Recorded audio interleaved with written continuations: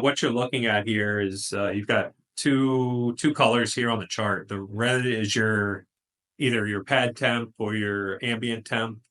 Here, I think it's the pad temp for the store that I pulled this graph from.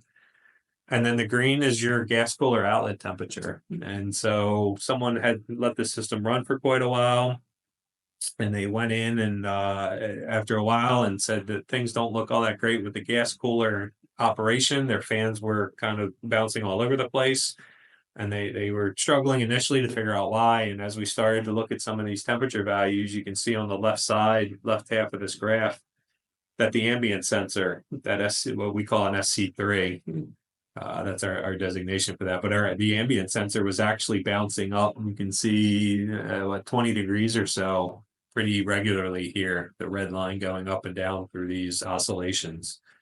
And because of the strategy of when the ambient temperature goes up and down, and we're trying to keep a delta above that value, the set point we were trying to achieve kept going up and down as well.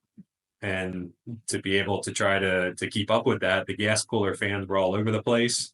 And you can see the gas cooler temperature, which is our green line, was just chasing that ambient up and down constantly with it. And you were seeing similar 15 to 20 degree swings in temperature every few minutes.